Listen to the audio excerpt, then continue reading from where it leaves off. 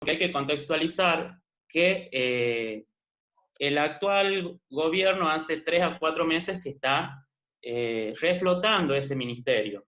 Entonces, obviamente es necesario apoyar y reafirmar la necesidad del aumento del presupuesto, ¿no? Que permite, teniendo ministerio, mejorar los recursos humanos, físicos y materiales. Quiero remarcar en este caso lo de los recursos humanos, porque me parece importante que la población, así como acompaña con el aplauso de las 21 horas, ¿no? También pueda acompañar a los trabajadores y las trabajadoras de la salud posterior a esta pandemia, que después va a ser interesante la discusión que se va a generar después de esto. Y acompañarlos y entenderlos también desde este lugar de que somos seres humanos, que también nos angustiamos, que no me gustó cuando veía en un momento en las redes, ¿no? La relación esta de el trabajador de salud como un héroe, ¿no? En base a esto también hemos generado un, una invitación a que los profesionales de la salud puedan contar su experiencia en el día a día, ¿no? Porque es, como decía, una situación excepcional y transitoria. Por lo cual, retomando esto del recurso humano, es necesario implementar medidas excepcionales como esto de que se está implementando, que a los estudiantes avanzados en medicina poder acelerar el trámite de entrega de títulos para que puedan reforzar a, a todos los colegas que están actualmente. Pero es necesario también saber de que el Estado va a tener que capacitar a esos profesionales, ¿no? Por eso, diciendo esto, me parece que también lo importante de las obras sociales en este momento. De acuerdo al momento de la historia que veamos, las obras sociales han tenido mayor o menor injerencia en relación a que cuando el Estado por ahí brinda mejores condiciones, ¿no? De atención, las obras sociales disminuyen un poco las prestaciones. Pero en este contexto de recién estar reorganizando el ministerio, es súper importante el papel de las obras sociales. También es importante el papel que después vamos a discutir, ¿no? Posterior a esta pandemia, de los sindicatos médicos, ¿no? Y que deben asegurar principalmente ahora el acompañamiento y que se asegure la provisión de elementos de bioseguridad, no solamente para cuidar a los profesionales, sino para cuidar a la población, porque un médico menos que hay o un enfermero, ¿no? Es un montón de pacientes que no van a ser atendidos, porque si esto no se controla, ¿no? Y ahí la otra situación importante que me parece remarcar es que en esta pandemia el mundo ha tomado dos caminos.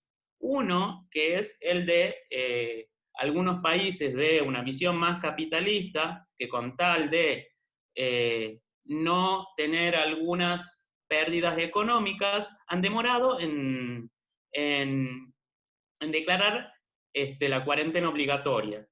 Y lamentablemente esos países, como lo son Estados Unidos o Brasil, hoy están viendo unos resultados tremendos en cuanto a los picos del número de casos, y lo peor que tenemos que decir es que hay una elevada mortalidad. En nuestro país, me parece que la otra actitud que han tomado los países que tienen mayor conciencia social, más allá de que pueda haber pérdidas económicas, que después veremos cómo se pueden subsanar, lo más importante es poder proteger a la ciudadanía. Entonces, declarar esta cuarentena obligatoria desde el momento en que vimos de que era un virus que se propagaba muy rápidamente, ha hecho que nuestro país, la meseta no se eleve demasiado y se puede estar dando respuesta desde el Estado, ¿no? Me parece que es muy importante porque remarcar esto, que también tomando la equidad o la justicia social, proteger a la población más vulnerable, ¿no? Y en este caso doy, por ejemplo, un ejemplo de... Yo trabajo también con diversidad, entonces me pareció muy importante que el presidente pueda tomar, por ejemplo, la comunidad trans, poder escucharla y poder solicitar a que las provincias tomen algún tipo de decisión para poder asegurar que algunas necesidades básicas como los alimentos puedan llegar hacia la comunidad trans. Digo esto no como una cuestión ideológica, sino pensando esto, uno de los grandes problemas de la salud pública es que las mujeres trans se mueren antes de los 35 años. Entonces digo, me parece que es importante el rol del Estado y me parece que después de esta pandemia vamos a poder discutir, o los países se van a replantear cuál es la finalidad de las políticas públicas, ¿no? Y me parece que si nosotros tenemos que la política pública, el rol de las obras sociales es importante, por ejemplo, en salud mental hay algunas obras sociales, y me parece que eso tienen que tomar las denuncias de que no están cumpliendo, no están tomando las videollamadas o la atención telefónica como prácticas de salud. Eso implica que muchos pacientes no puedan seguir sus tratamientos. Entonces, frente a esto, me parece que, bueno, hay muchas cosas que podíamos seguir charlando, pero bueno, me imagino que algunas preguntas irán surgiendo, así que nada, a seguir sosteniendo este tipo de actividades, porque sostener algo del día a día en épocas de catástrofe nos ayuda a estar más estable psíquicamente, ¿no? Y a poder continuar con esto, que es la gran herramienta que tenemos, es la cuarentena para luchar contra el COVID, ¿no? Así que, de nuevo, muchas gracias por la invitación y buenas tardes a todos, a todas y a todos. Bueno, muchísimas gracias, Miguel, a vos. La verdad que todo lo que comentaste es muy interesante. Yo les pido disculpas, pero se me desconectó, me falló la tecnología, así que no pude estar los últimos minutos. Juan Pablo me pidió por favor que lo disculpe, tenía otro compromiso asumido muy importante, así que bueno, pudo pasar un rato a comentarnos su experiencia como secretario general de Aeronavegantes y como presidente de la OSA.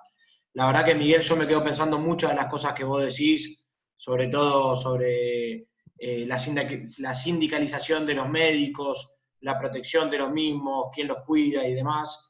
Y sobre todo con una pregunta que me lleva, que se me hace a mí personal y me lleva a hacer la introducción para Daniel, que es con respecto a la decisión política que se toma de hacer una cuarentena obligatoria y el hecho de que el sistema de salud en algún momento en la Argentina se fortaleció por decisiones políticas y hoy lleva a que, a pesar de los 4 años de desidia y de abandono del sistema de salud público, podamos tomar las decisiones que tenemos. Y qué mejor que para explicarnos esto que un profesor de historia y un ex vicepresidente de Obras Sociales y jefe de gabinete de una gran institución como es el IOMA. Así que, Dani, un amigo de la casa, un amigo personal, es un gusto tenerte y te doy la palabra para que nos comentes desde tu lugar lo que nos pueda sumar. Bueno, hola, hola a todos, buenas tardes a todas, todas y todes, como dicen ustedes. Y bueno, yo más que nada, aprovechando un poco las palabras previas de los compañeros que fueron exponiendo, veo que la cosa coyuntural, digamos, la cosa cotidiana está tomada, ya está planteada. Me gustaría por ahí plantearles el tema desde una perspectiva un poquitito más estructural. Antes que nada, lo que sí les quiero aclarar es que me parece a mí que para lo que diga en siguiente, hay que tomar en cuenta primero una premisa básica de todo lo que se diga, de todo lo que se está diciendo y todo lo que yo voy a decir, que es que hay que tomar en cuenta que estamos en una situación, como bien dijo Florencia al principio, de pandemia y de excepción absoluta, en salud además, ni más ni menos. Esto es equiparable a una guerra, a una gran catástrofe. En situaciones como estas, hay un tema que me parece que es central y que es, por llamarlo de alguna manera, la autodisciplina social o la disciplina social. El primer punto, y lo pongo en marco, en marco de concepciones, si quieren, ya que vengo del IFAP, de concepciones peronistas al respecto. ¿A qué me refiero?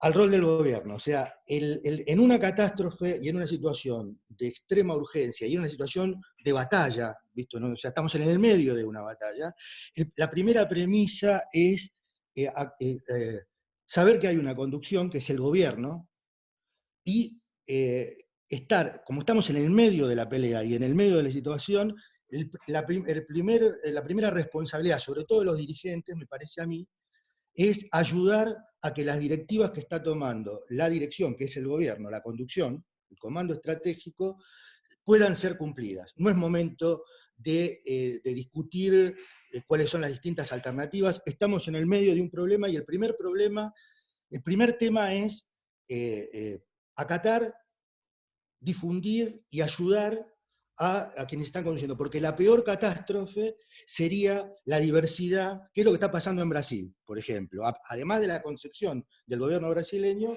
el otro problema que tienen, lo mismo en Estados Unidos, los gobernadores dicen una cosa, el presidente dice otra. O sea, acá una de las grandes ventajas de la Argentina, junto con los temas técnicos, es la dimensión política, que creo yo que da la experiencia del peronismo a la conducción de la nación argentina, que es que hay una unidad de concepción, una unidad de criterio de que todos vamos para el mismo lado y que hay una conducción, que está ejercida, gracias a Dios además, en forma muy idónea, como se está demostrando y como la población lo va aceptando por el compañero Alberto Fernández. Entonces el primer paso es que el gobierno da directivas y nosotros tenemos que tratar de ayudar a que se cumplan y cumplirlas.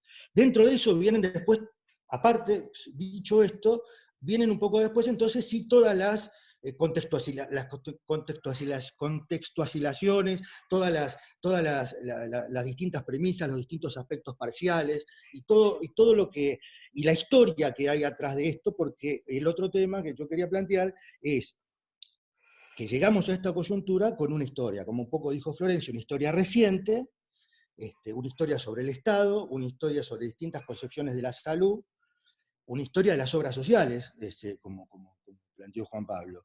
Nosotros lo que tenemos que tener en cuenta es que el gobierno, como yo decía, es quien toma las direcciones. El Estado es la herramienta que tienen. Para el peronismo y en general nuestra concepción sobre la organización de la sociedad, el gobierno conduce y el Estado es una herramienta. No es exactamente lo mismo. La herramienta es el Estado. Es una cosa que se puede construir, se puede modelar en función de lo que hay que hacer. Y hay otro aspecto que es muy importante, que es la organización social de la gente en sí misma, que es lo que estamos haciendo, y que es el ejemplo de los sindicatos y que es el ejemplo de las obras sociales. Estrictamente hablando específicamente de las obras sociales, jurídicamente, institucionalmente, las obras sociales no son parte del aparato estatal. Las obras sociales son entes públicos porque administran fondos públicos, que son los fondos de los trabajadores, pero son dirigidas por los propios trabajadores. No son dirigidas ni por el gobierno ni por el Estado. Es un ejemplo de lo que el peronismo llamó organizaciones libres del pueblo. Organizaciones que ya se han constituido en instituciones por su alto grado de organización y por su alto grado de poder, que esto tiene que ver con la historia del peronismo y con la historia de la Argentina. Entonces, las organizaciones, en estos casos, como las organizaciones libres del pueblo, como sería el caso de los sindicatos y particularmente las obras sociales, que son instituciones que administran fondos públicos de los propios trabajadores dirigen sus propios recursos. Es una experiencia muy novedosa en el mundo. No existe en el mundo una experiencia como la de la Argentina, donde casi el 40% de la población se atiende en salud y en otros aspectos, porque también está el aspecto social, el aspecto turístico, o sea, el aspecto social en general, pero básicamente en el tema salud, no existe en el mundo ejemplo de una organización como la Argentina y una experiencia como la Argentina en este caso. ¿Y cuál es la ventaja de las organizaciones libres y lo que ha planteado el peronismo? Que como la historia demuestra, como dijo Florencia, a lo largo de los avatares de la historia, de acuerdo a los gobiernos o de acuerdo a la situación del mundo, el Estado ha sido deteriorado, el Estado durante los gobiernos peronistas ha sido fortalecido, pero ¿qué pasa? Cuando hay organizaciones como las que estoy mencionando, en momentos de emergencia como esta, donde en realidad lo que se requiere es que el Estado aborde en conjunto la actuación de la población, porque uno no le puede preguntar a una persona hoy enferma del coronavirus, como no le podía preguntar a alguien en un incendio, como no le podía preguntar a alguien en el medio de una catástrofe, si es afiliado a un lado, si es afiliado a otro. Hoy hay que atender a las personas. Esto solo es posible en la Argentina hoy, porque en la estructura de las obras sociales, que es preexistente y es lateral al Estado, puede estar para solventar esto. Y doy un ejemplo chiquito en lo técnico de muchos otros. El Estado hoy está más fortalecido y que el gobierno está poniendo plata, como ustedes están viendo, puede poner muchas camas, pero el que sabe un poquito de medicina, que ha manejado una obra social, vos podés poner una cama, lo que no podés hacer es formar una persona para terapia intensiva en 3 meses, en 4 meses. El problema principal del mundo con el coronavirus es el problema de la terapia intensiva. O sea, el problema básico, estructural, donde se produce el cuello de botella, donde se produce la crisis y la muerte de las personas, es porque el mundo no está pudiendo atender en terapia intensiva a las personas que requieren terapia intensiva por el coronavirus. Esto es lo que está pasando en Estados Unidos, lo que está pasando en España, lo que está pasando en Italia. El Estado argentino, con todo el deterioro que tiene, hoy tiene el refuerzo inconmensurable de la estructura en recursos humanos y en estructura en sí, porque, bueno, aparte sí están, por supuesto, la necesidad de las camas, no digo que no es necesario, las camas, la infraestructura y todo lo demás. Pero doy un ejemplo de cosas que son irreemplazables en este caso, ¿no? Y les doy un pequeño raconto histórico, muy cortito, porque el tiempo nos es muy tirano en esto. En la historia argentina hubo momentos donde el Estado fue prácticamente inexistente en gobiernos liberales, sobre todo a principios del siglo. Hay un ejemplo, que lo digo para darle un tono de color. La Argentina, epidemias en el mundo ha habido muchas, a lo largo de toda la historia, ¿no? Hay un caso de una epidemia muy trascendente en la Argentina, muy trascendente, que fue sobre todo sobre la ciudad de Buenos Aires, que fue en 1871, una epidemia de fiebre amarilla. Murió el 10% de la población de la ciudad de Buenos Aires en ese momento. Murió el 10% de la población de la ciudad de Buenos Aires en ese momento. 1871. En ese momento, el Estado que existía, precario, y la concepción liberal que había sobre el Estado, todavía incipiente, pero aparte por una concepción netamente liberal que había triunfado en la política argentina, estableció que prácticamente la población fue abandonada a su suerte. De hecho, fácticamente todas las autoridades de gobierno que estaban en Buenos Aires se fueron y dejaron a la población. Se fueron y dejaron a la población a la atención de sí, de por ahí, no sé si llamarlo heroico, como decía el compañero, pero sí hubo médicos y hubo sectores de la población que armaron comisiones de salud por su cuenta y atendieron a la gente. Pero los gobernantes se fueron. Y en ese momento había una comisión municipal, el presidente era Sarmiento, había una comisión municipal que la primera medida que tomó fue ordenarle a los médicos que atendieron los primeros casos ocultar los datos.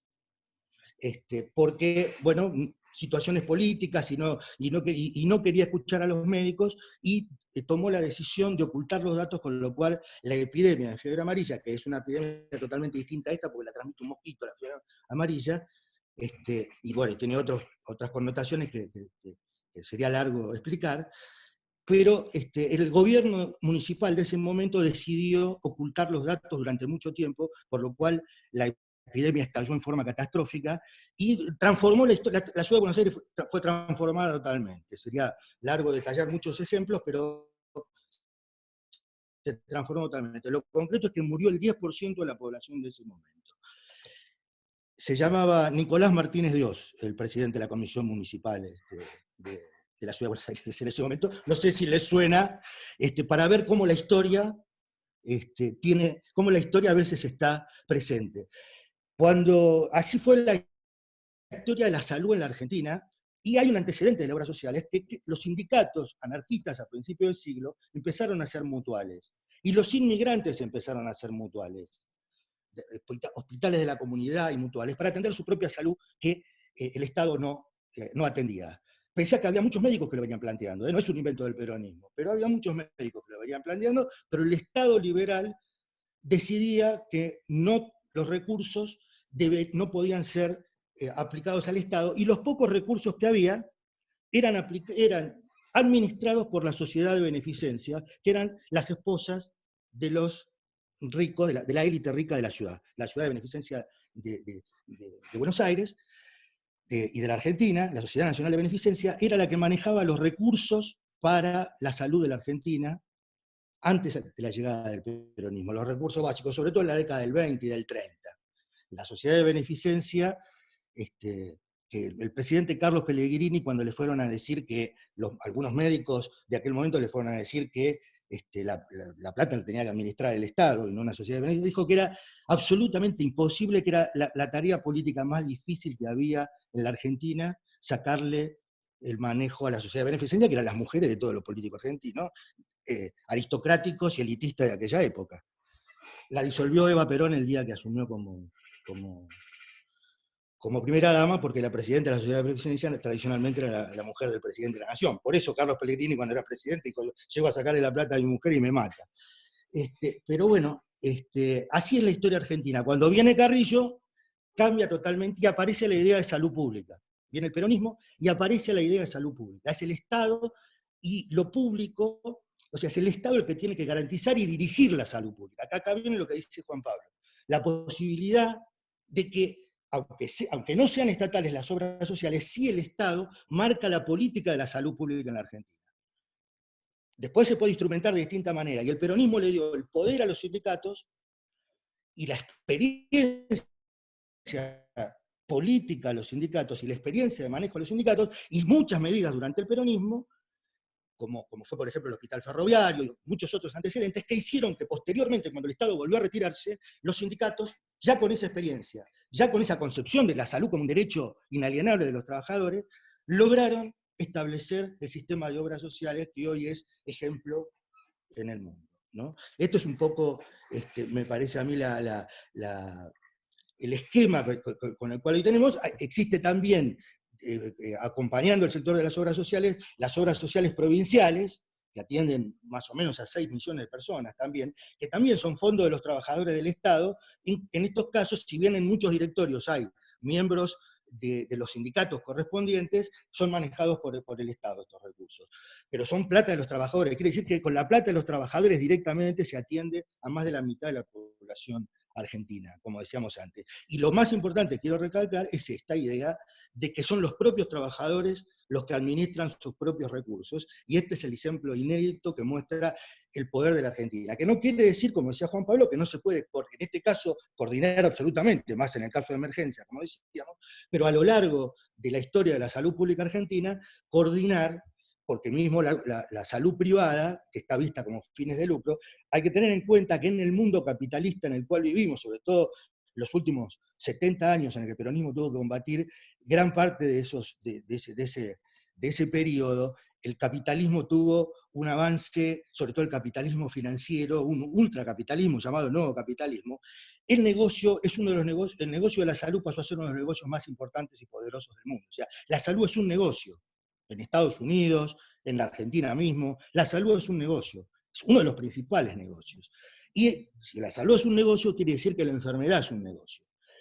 Contra esto, la concepción de que la salud pública es un derecho y la solidaridad de la concepción política que a nosotros nos lleva adelante es que todos tienen derecho al mismo nivel de salud, independientemente de su condición social, su condición de trabajador, por el solo hecho de ser un ser humano, es una concepción que solo se puede sostener con el poder del Estado y poder de las organizaciones populares, como en este caso los sindicatos, ¿no? Esto es un poco lo que quería decir. No sé si después hay otra pregunta al respecto. No, espectacular, Dani. La verdad que en este momento en el cual está tan estigmatizado todo lo que tiene que ver con el Estado, todo lo que está relacionado con los sindicatos, en este momento de crisis por el avance y la propagación del coronavirus, poder pensar por qué se toman las decisiones políticas que se toman hoy en día en la Argentina y se toman otro tipo de decisiones políticas con respecto a la salud en otros países, de que viene de hechos históricos que en algún momento puntual alguien se tomó el trabajo de fortalecerlo y formar a los médicos para poder estar en el frente de batalla, me resulta muy interesante y muy importante. Y me das el pie perfecto para darle la palabra a Silvana Aragunde, que es médica pediatra, que tengo entendido que ella generalmente atiende su consultorio privado, pero dado el hecho de esta crisis se ha puesto a disposición del SAME de Lanús y está en la línea de fuego combatiendo y cuidando a los ciudadanos de Lanús que están expuestos a este virus, ¿no? Así que Silvana, buenas tardes, te doy la palabra para lo que nos quieras comentar, contar de tu experiencia. Hola, hola, Hola, hola. ahí estamos, ¿se Sí, escucha? estamos.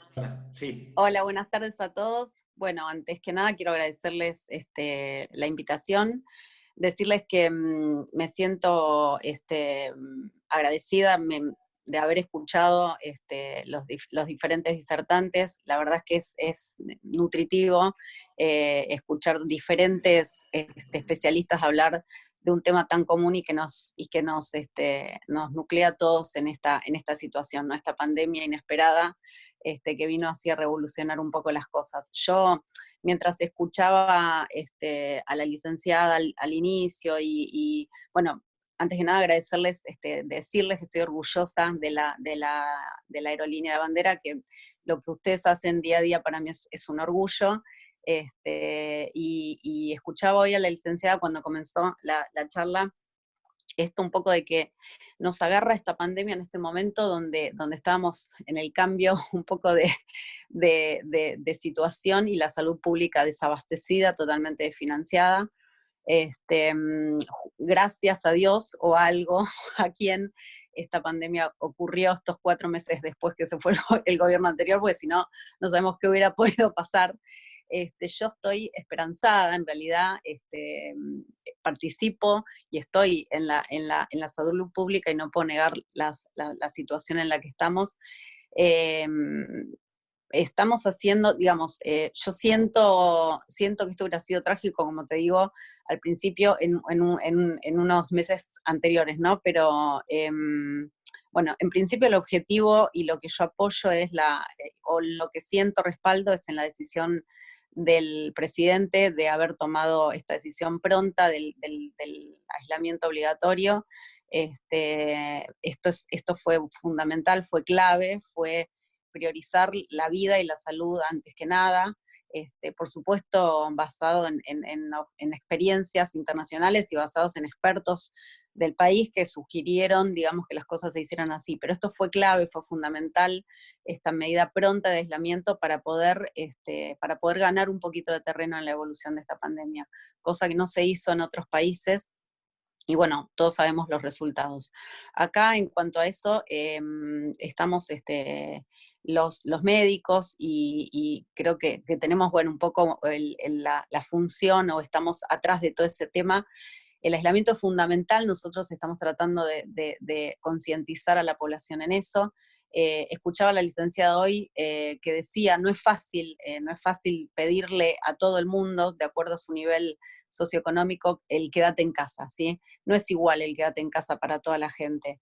Y a veces es difícil quedarse en casa. Nosotros notamos acá en el municipio, por ejemplo, un aumento de la incidencia de violencia de género, producto de que la gente está todo el día en casa, entonces ahí se suscitan otras situaciones. Pero bueno, en sí, como mensaje médico, porque por ahí tuvimos las diferentes visiones de los diferentes disertantes, un poco lo mío es a lo mejor un poco más técnico, más médico, quiero decir, un poco el mensaje que por ahí quisiera transmitir es esto: la importancia del aislamiento, la importancia de sentirnos con un estado, con una solidez que nos da la posibilidad de decir, bueno, estamos bien encaminados, vamos bien encaminados. Sí hay un desabastecimiento, hay poca financiación de lo que es la salud, esto lo sabemos todos. Los médicos estamos tratando de cuidarnos como podemos, con los máximos recursos que se pueden, hay mucha solidaridad, digamos, la cuestión es que la gente tome conciencia que hay que quedarse en casa, que hay que tener las pautas normativas de seguridad para ayudarnos entre todos con esto, ¿sí? Con respecto al tema de obras sociales y de prepagas en sí, coincido con lo que decía el señor, el historiador, no recuerdo el nombre. Sí, a pesar de no ser grato para mí admitirlo, pero bueno, sí, las obras, las prepagas y la salud y la enfermedad es un gran negocio, esto es así. Es desafortunado, pero esto es así. No todos los médicos por ahí lo dicen, pero es una realidad lamentable. Yo creo que en esta situación crítica, pandémica en la que estamos, no existe otra posibilidad que el sistema de salud sea uno ahora, ¿sí? Que se tomen los recursos de las prepagas, que toda la salud, digamos, sea una y que se actúe en forma solidaria como para que todo esto lo podamos afrontar. Claramente va a haber un momento de pico de enfermedad, que esto va a ser en mayo, ¿sí? Fines de mayo, que es una situación esperada, porque es así el comportamiento del virus en la sociedad, donde esto sale de estudios epidémicos y epidemiológicos y datos matemáticos, digamos, sobre la gente susceptible, la gente infectada. Se hace una serie de cálculos y se estima cuándo la enfermedad va a ser el pico. La enfermedad se supone que va a ser un pico a fines de mayo. A lo mejor se corra un poco gracias al aislamiento obligatorio que se comenzó en forma temprana, pero bueno, y ojalá no se llegue a ese pico, pero estamos preparados para eso. Preparados para eso significa que tratamos de concientizar ahora más que nunca el aislamiento, porque ahora es el momento de donde hay que frenar más el contagio, porque es el momento en donde va a empezar a faltar recursos si la famosa curva que está aplanada ahora llega a levantar. Esto es una medida estratégica para evitar los contagios fundamentalmente, y esto se entiende, y la otra gran cuestión es para que los recursos médicos y sanitarios alcancen, porque la gran diseminación del virus en la comunidad conlleva a que los recursos sanitarios se agoten. Así que es el momento ahora donde más que nunca tenemos que acatar las órdenes, digamos, de aislamiento, con lo que implica, como decía la licenciada, esto no es gratuito. Nosotros vemos muchos casos de angustia. Yo ahora mismo estoy en la guardia, ahora pedí una horita para estar conectada con ustedes. Tengo todavía la marca acá de que me la estoy viendo de las antiparras que las tuve puestas hasta hace un rato, pero quiero decir, no todas las consultas son por COVID, no todas las consultas son por patologías orgánicas. Hay mucha consulta por crisis de angustia, por crisis de ansiedad, por gente con intentos suicidios. O sea, estamos en una situación en el medio médico inusual como para todos nosotros, pero también viendo cosas que nos desbordan. Decir, qué loco esto de que no es todo COVID, ¿sí? La gente también está ansiosa, está hipertensa, está angustiada, está desafectivizada, está con miedo porque no sabe para dónde va todo esto.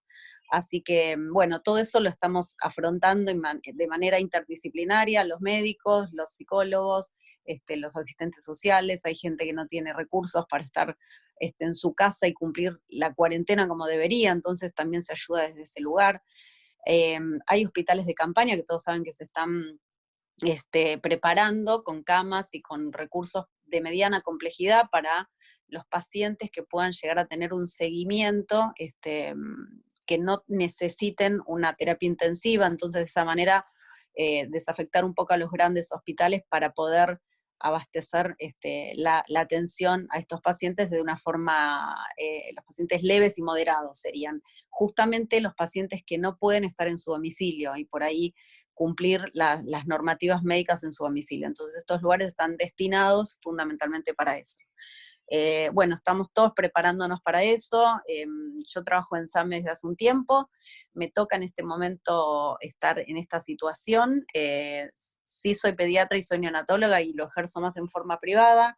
En SAME desde que entré hago un poco de todo y un poco de todo implica en este momento estar donde se necesita, que es acá en la línea de batalla. Así que bueno, no sé, yo para cerrar, la verdad es que lo único que pido es, por ahí un poco lo habrán escuchado, o demasiado lo habrán escuchado, pero pido lo mismo que pedimos todos, ¿sí? Que la gente se quede en casa, que se cumpla el aislamiento, la higiene habitual que ya todo el mundo sabe, salir con barbijos, cuidarse, para cuidar a los otros, que es un poco el cliché, pero esto es así.